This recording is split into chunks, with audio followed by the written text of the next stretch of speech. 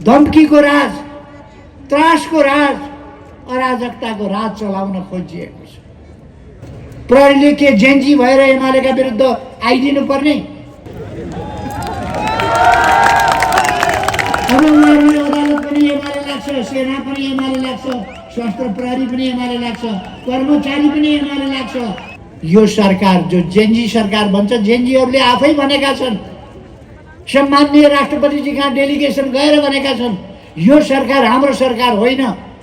भदौ 23 गते जेन्जीका नामको आन्दोलनको पछाडि जेन्जीहरूलाई थाहा भएन षड्यन्त्र लुकेको थियो। अब देशमा प्रतिनिधि सभाको पुनर्स्थापना एक मात्र सही समाधानको सही निष्कर्ष हो र यो एक मात्र बाटो हो।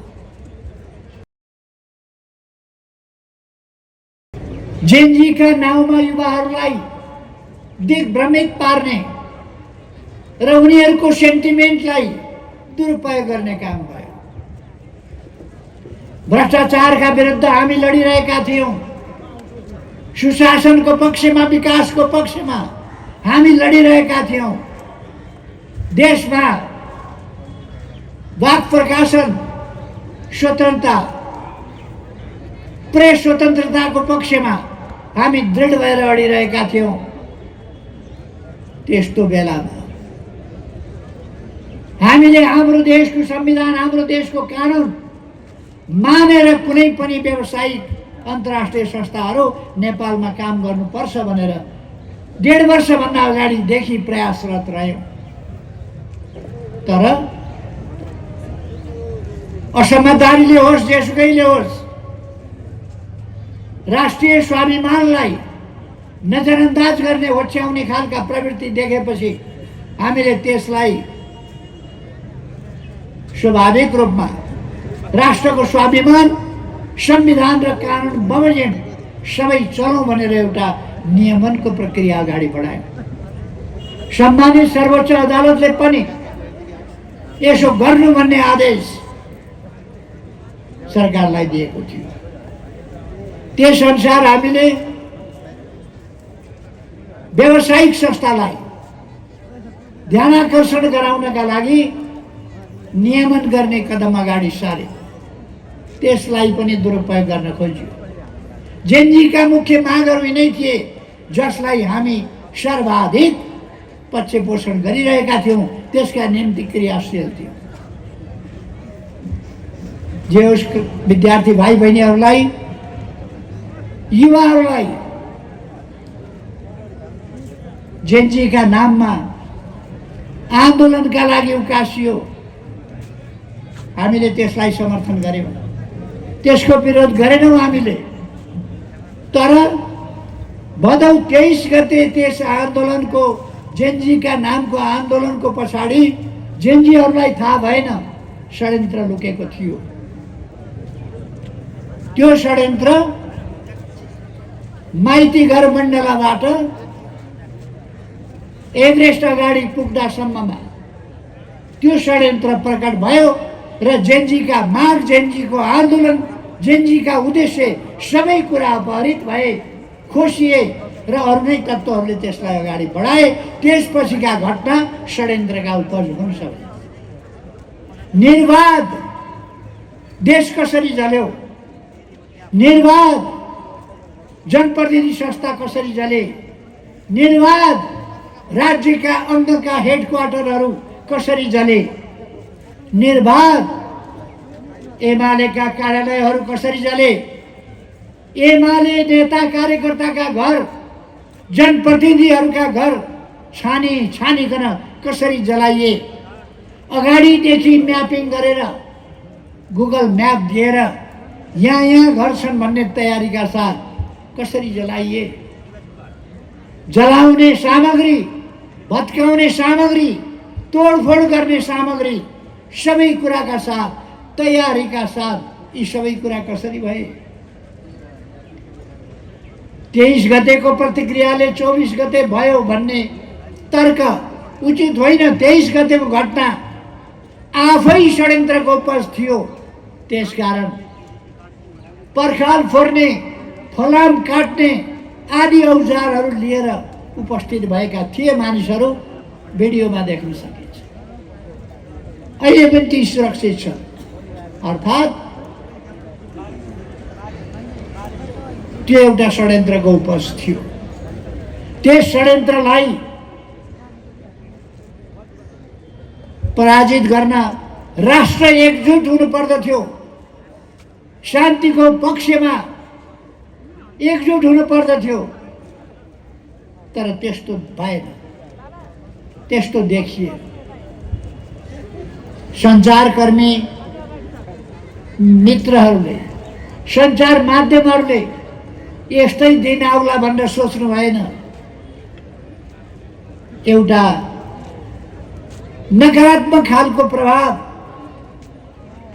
फैलाउने र त्यसमा बग्ने त्यस प्रकारका प्रवृत्तिहरू राष्ट्रव्यापी रूपमा विस्तृत गर्न खोजिए, फैलाइए र त्यसको प्रभाव पनि पर्यो।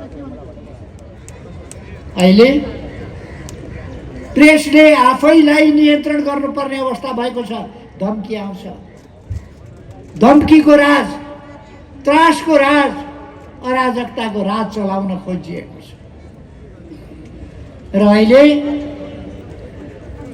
काम गर्न नसक्ने, भ्रष्टाचारमा लछप्प डुबेको यो सरकार, नकली सरकार, यो सरकारले जेनजीका नाममा केही मानिसहरूलाई बोलाएर आफैले तयार गरेका मागहरू प्रस्तुत गर्न लगाएर आफैले आफ्नो विरोध गर्ने, आफूलाई दबाब दिने वातावरणका लागि तालिम दिइकन मान्छे बोलाएर सुशासनका नाममा घृणा र द्वेष फैलाउने खालका कामहरू गरिरहेको छ। सुशासनका नाममा कस्तो सुशासन खोजेको छ? बारामा एमाले एउटा युवा भेला गर्न खोज्यो। युवा भेला गर्नलाई नदिन जेनजीका नाममा माओवादी, राष्ट्रपा, राप्रपा लगायतका हिन्दूवादी बनिएका विभिन्न खालका अवांछित तत्त्वहरूले हमला गरे। अरूको आवागमनमा, अरूको शान्तिपूर्ण सभामा कसैले दखल दिन मिल्छ? तर दखल दिने कोसिस भयो। उनीहरूले एयरपोर्टको गेट, हाम्रो पार्टीका नेताहरू त्यहाँ सम्बोधन गर्न जानुहुन्छ भनेर एयरपोर्टमा हमला गरे, गराइयो र काठमाडौँबाट प्लेन उड्न दिइएन। नेताहरू रोक्ने षड्यन्त्र बाहेक केही पनि होइन त्यो। त्यो कार्यक्रमलाई फिका बनाउने षड्यन्त्र बाहेक केही पनि होइन त्यो। यस्ता कामहरू नगर्न म सरकारलाई आग्रह गर्न चाहन्छु। अरू पक्षहरूलाई पनि म भन्न चाहन्छु, नेकपा एमालेलाई उत्तेजित बनाउने काम नगर्नुहोस्। नेकपा एमालेलाई जिस्क्याउने काम नगर्नुहोस्। तपाईहरू लोकतन्त्रलाई योभन्दा बढी आक्रमण लोकतन्त्रमाथि गर्न सकिन्छ भन्ने भ्रम नपाल्नुहोस्। अब जे गर्नुभयो गर्नुभयो, जे गर्नुभयो गर्नुभयो। अब योभन्दा बढी अगाडि बढ्छु भन्ने ठान्नुभयो भने तपाईहरुका लागि पनि हितकर हुने छैन। म सचेत गराउन चाहन्छु। त्यसर्थ हामी लोकतन्त्रको पुनर्स्थापनाका लागि, संविधानको पुनः कार्यान्वयनका लागि राज्यका सबै अङ्गले आफ्नो काम गर्न पाउनका लागि सरकारलाई हस्तक्षेप नगर्न म सुझाव दिन चाहन्छु।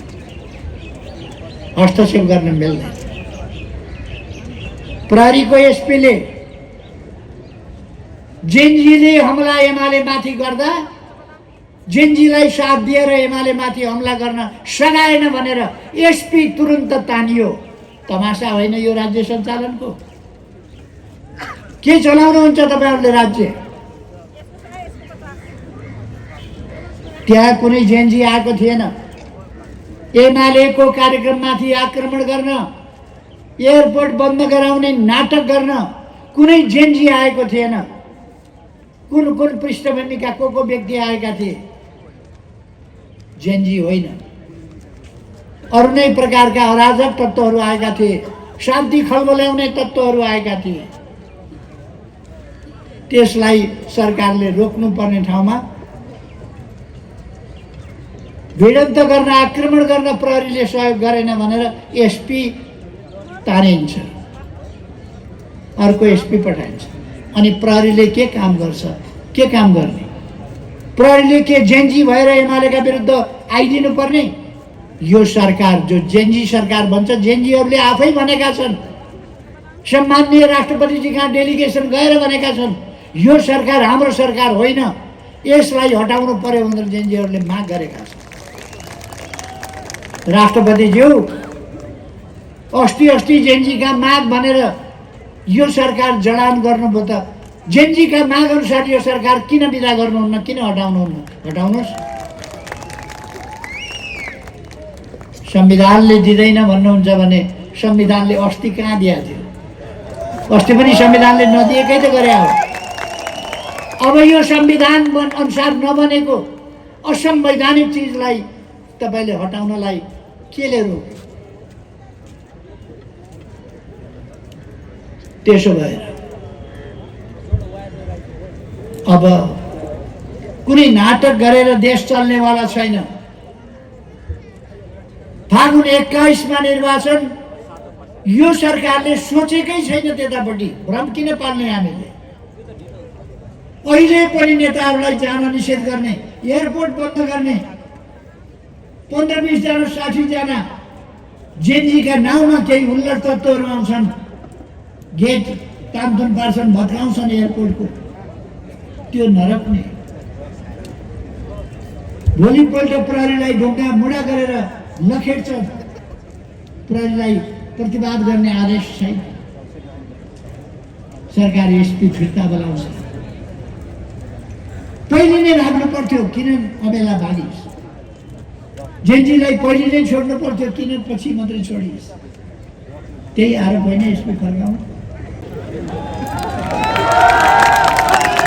अब उनीहरूले अदालत पनि एमाले लाग्छ, सेना पनि एमाले लाग्छ, सशस्त्र प्रहरी पनि एमाले लाग्छ, कर्मचारी पनि एमाले लाग्छ।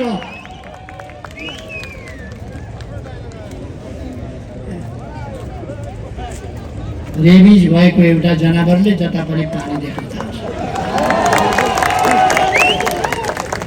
यो त एमालेमय देश हो। तपाईहरु के गर्नुहुन्छ? अब एमालेमय देश हो।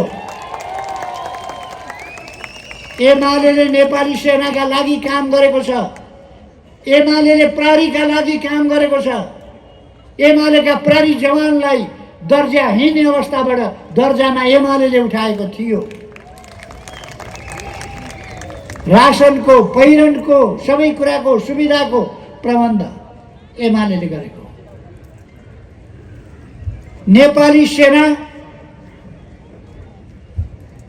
कस्तो अवस्थामा थियो? बस्ने छप्रो थिएन, बङ्करमा बस्न पर्थ्यो। बङ्कर टु ब्यारेक भन्ने नारा नेकपा एमाले दिएर बस्ने ठाउँसम्म, छाप्रोसम्म नेपाली सेनालाई एमाले सारेको थियो। अनि एमाले त्यो सारेको बापत एमाले सेनाका लागि, प्रहरीका लागि, कर्मचारीका लागि, किसानका लागि, मजदुरका लागि, नेपालीहरूका लागि सिंगै देशलाई विकसित र आधुनिकीकरण गर्ने बाटोमा अगाडि बढाएको थियो। अनि तपाईहरु झस्केर हुन्छ यति बेर तर्सिएर हुन्छ? नेकपा एमाले प्रिय छ सबैका लागि, त्यो त साँचो कुरा हो। सबैका लागि प्रिय छ। नेकपा एमाले देशका लागि क्रियाशील छ, जनताका लागि शान्तिका लागि क्रियाशील छ, सुशासनका लागि क्रियाशील छ, विकासका लागि क्रियाशील छ। समृद्ध नेपाल, सुखी नेपालीको गन्तव्यमा पुग्नका लागि परिपूर्ण लोकतन्त्रको माध्यमबाट जनताको बहुदलीय जनवादलाई कार्यान्वयन गर्दै समृद्ध नेपाल, सुखी नेपाली बनाउने, त्यसका लागि निर्णायक राष्ट्रिय शक्तिको रूपमा नेकपा एमालेलाई विकास गर्ने दृढ संकल्पमा छ। यो कुरा कतै लुक्या छ र? यस सङ्कल्पमा नेकपा एमाले अगाडि बढ्छ। यसै अनुसार आजको यो सभाको आयोजना भएको, आजको र्यालीको आवश्यकता भएको।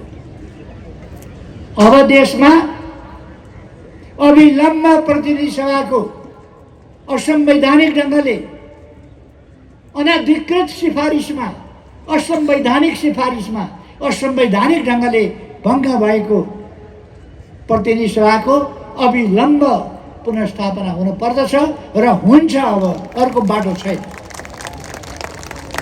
त्यही बाटोबाट अब देश अगाडि बढ्नेछ, अर्को बाटो छैन। कसलाई मन पर्छ कि पर्दैन, को डराउँछ, कसको सातो जान्छ, त्यो बेग्लै कुरा हो। अब देशमा प्रतिनिधि सभाको पुनर्स्थापना एक मात्र सही समाधानको, सही निष्कर्ष हो र यो एकमात्र बाटो।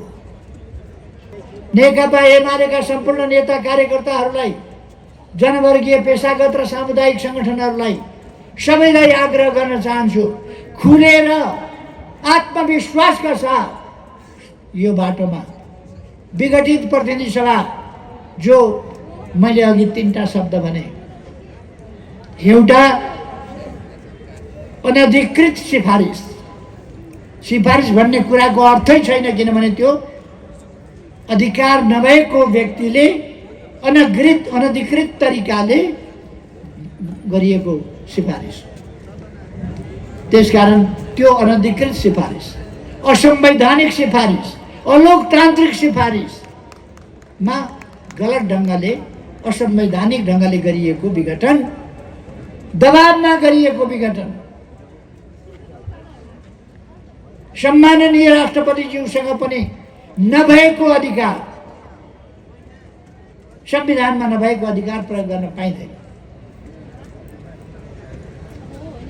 त्यो प्रयोग गरेर अथवा बलमिचाइका साथ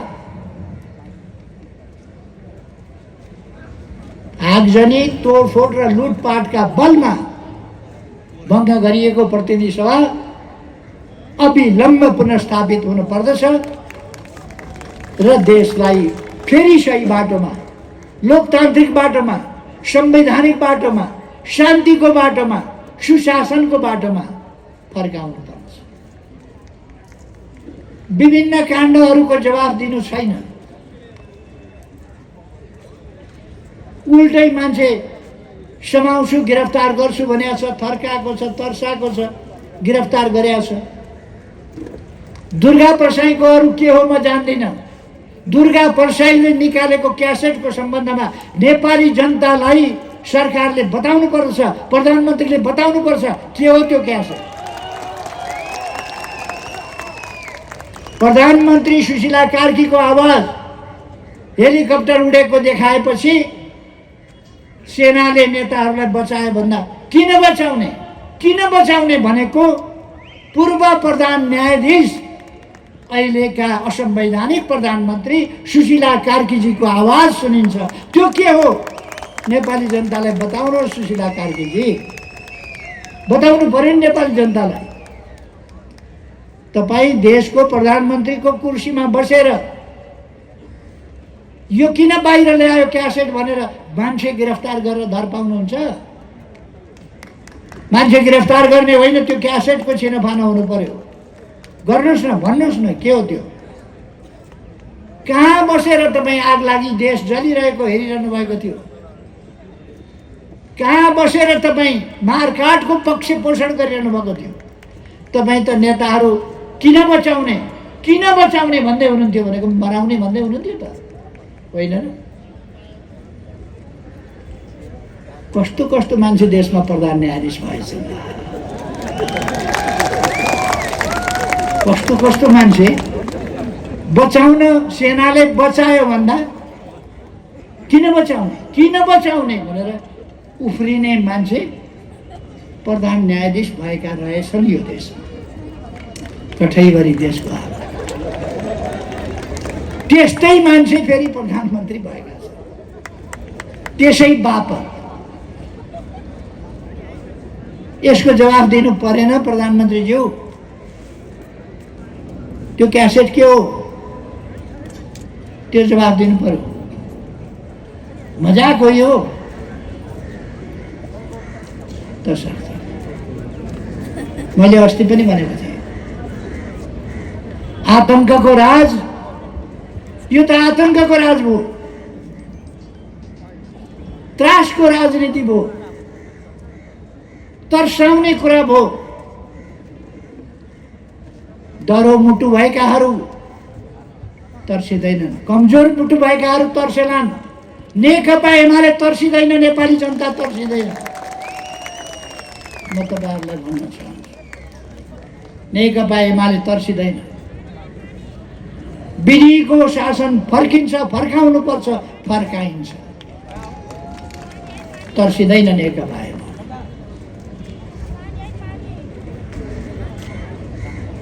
यस्तो राजनीतिक अवस्था देशको छ,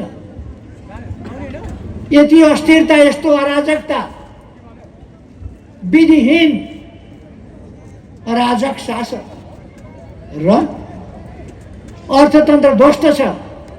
भ्रष्टाचारका ठुल्ठुला काण्डहरू पेपरले बाहिर ल्याइराखेका छन्, सामाजिक सञ्जालले बाहिर ल्याएका छन्।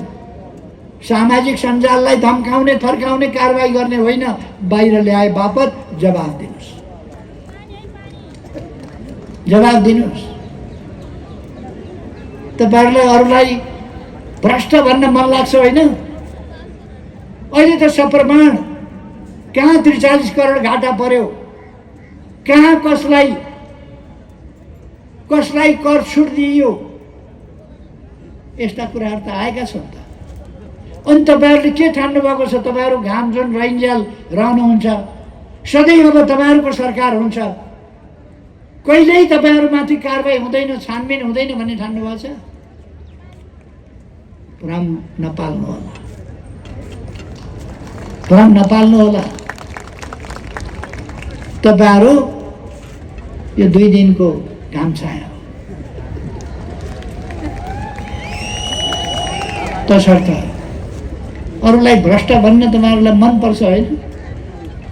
सुशासनका नाउँमा केही अपराध नभए पनि गिरफ्तार गरी छोड्ने त्यस्तो रहर लाग्छ होइन तपाईहरुलाई? यस्ता रहर छोड्नुहोस्, लोकतान्त्रिक विधि प्रक्रियामा आउनुहोस्, उत्तेजना छोड्नुहोस्। अब तपाईहरु सरकार छोड्ने मानसिकता बनाउनुहोस्, सरकारबाट हट्नुपर्छ तपाईहरु। जनताले छानेको होइन तपाईहरुलाई, सरकार त्यसले मात्र चलाउन पाउँछ जो नेपाली जनताले छानेको छ। नेपाली जनताको जो प्रतिनिधि हो उनले सरकार चलाउने। आगो लगाएर, घर जलाएर, अफिस जलाएर, लुटपाट गरेर, तोडफोड गरेर, आतंक फिजाएर, सत्ता कब्जा गरेर, अनि हामीले त बलियो किलो गाड्यौं सत्तामा भन्ने ठान्नु भएको छ भने त्यो होइन, तपाईहरुले छोड्नुपर्छ। तपाईहरुसँग शासक हुने हक छैन। जनताबाट तपाईहरु निर्वाचित होइन, साधारण एउटा गैर सरकारी संस्थाले पनि शपथमा के भन्छ भने कि शासन विधिको हुनुपर्दछ, व्यक्तिको होइन भनेर। अहिले त शासन विधिको त कुरै छोड्दियौं, व्यक्ति पनि यस्तो व्यक्तिको जो कुनै अधिकार प्राप्त छैन, अनधिकृत व्यक्तिको अराजकतामा आधारित उत्पादबाट सिर्जना भएको सरकार चलिरहेको छ। यस्तो हुनु हुँदैन। म सोध्न चाहन्छु, तपाईहरु लोकतन्त्रमा विश्वास गर्नुहुन्छ कि हुन्न? एकपल्ट धेरैवटा कुरा गर्नुभएको छ प्रधानमन्त्रीजीले। लोकतन्त्रमा विश्वास गर्नुहुन्छ कि हुन्न बताउनुहोस्। लोकतन्त्रमा विश्वास गर्नुहुन्छ भने यही हो लोकतन्त्र। जनतामा विश्वास गर्नुहुन्छ कि हुन्न बताउनुहोस्। यसै गरी बन्छ सरकार। 21 गते फागुनमा चुनाव गराउँछन् नि भन्नुहुन्छ, ढाँट कुरा गर्नु होला। त्यो चुनाव गराउने अधिकार पनि तपाईलाई छैन। को तपाई चुनाव गराउने? कसले अधिकार दियो चुनाव गराउने? त्यसकारण तपाईँसँग चुनाव गराउने पनि अधिकार छ। तपाईँहरू सरकारबाट हट्नु पर्दछ। संविधान यो हो, लोकतन्त्र त्यो हो, त्यही भन्छ लोकतन्त्रले, संविधानले। संसद अनुचित ढङ्गले विघटन भएको छ, पुनर्स्थापना हुनुपर्दछ। विघटन हुन्छ भने पनि त्यसको विधि हुन्छ, त्यस विधि अन्तर्गत हुन सक्छ। अब संसदको पुनर्स्थापना गर्ने र त्यसबाट सर्वदलीय सर्वपक्षीय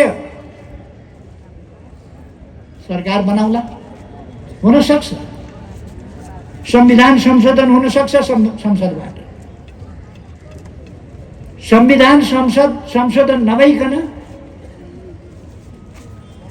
थुप्रै कुराहरू पुरा गर्न अप्ठ्यारो छ भने संविधान संशोधन राष्ट्रिय सहमतिबाट गरौँला, सर्वदलीय सहमतिबाट गरौँला, संसदको सहमतिबाट गरौँला। सांसदहरू जनताबाट निर्वाचित जनउत्तरदायी प्राणीहरू, उनीहरूले गम्भीरतापूर्वक सोच्नेछ र जेनजीका मागको जुन दुहाई दिइन्छ, जेनजीका माग पनि संसदबाट, संसदको पुनर्स्थापनाबाट पुरा गर्ने बाटो निस्किन्छ। संसद पुनर्स्थापना गरौँ, जेनजीका मागलाई पनि सम्बोधन गरौँ, लोकतन्त्र पुनर्स्थापना गरौँ, संविधानलाई बाटोमा हिँडाउँ, शान्ति स्थापना गरौँ, सुशासन र विकासको बाटोमा देशलाई लैजाउँ, अगाडि बढौँ। म सबै राजनीतिक दलहरूलाई आग्रह गर्न चाहन्छु, भावनामा नबग्नुहोस्। लोकतन्त्र बिना राजनीतिक दलहरूले एकछिनका लागि भ्रम पाल्नु हुँदैन।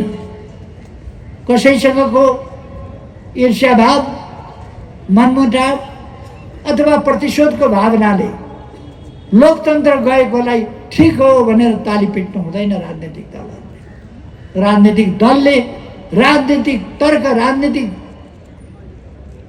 यथार्थ त्यस अनुसार अगाडि बढ्नुपर्छ।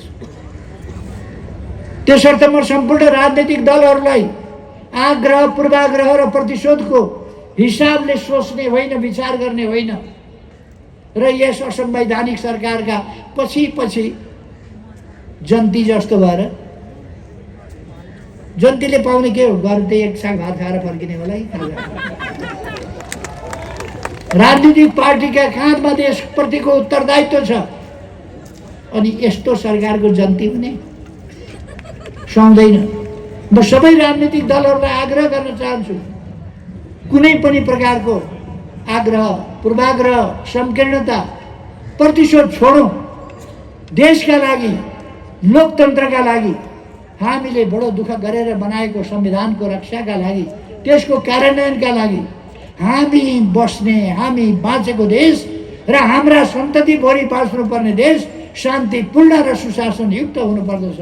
त्यसका लागि प्रतिनिधि सभाको पुनर्स्थापना एकमात्र बाटो हो। त्यस मागमा जाउँ, म सबैलाई आग्रह गर्न चाहन्छु। म त्यसै गरी विभिन्न सङ्घ संस्थाहरूलाई, नागरिक समाजलाई, सञ्चार माध्यमहरूलाई, तपाईँहरू सेल्फ सेन्सरसिपमा लेखो कि धम्की आउँछ, लेखो कि के हुने हो, लेख्यो कि घरमा ढुङ्गा हान्न आउँछ, त्यस प्रकारको त्रासदीपूर्ण स्थितिमा डराइरहनु भयो भने बसिरहनु पर्नेछ। त्यस्तै अवस्थामा डर छोडिदिनुहोस्। प्रेस स्वतन्त्रताको पक्षमा, वाक स्वतन्त्रताको पक्षमा, अभिव्यक्ति स्वतन्त्रताको पक्षमा नेकपा एमाले छ। नेकपा एमाले भनेको क्लब होइन, देशको सबभन्दा लोकप्रिय पार्टी हो नेकपा एमाले। त्यो तपाईँहरूको साथमा छ, तपाईँहरूको स्वतन्त्रताको पक्षमा छ। तपाईँहरू देशको पक्षमा उभिनुहोस्, लोकतन्त्रका पक्षमा उभिनुहोस्।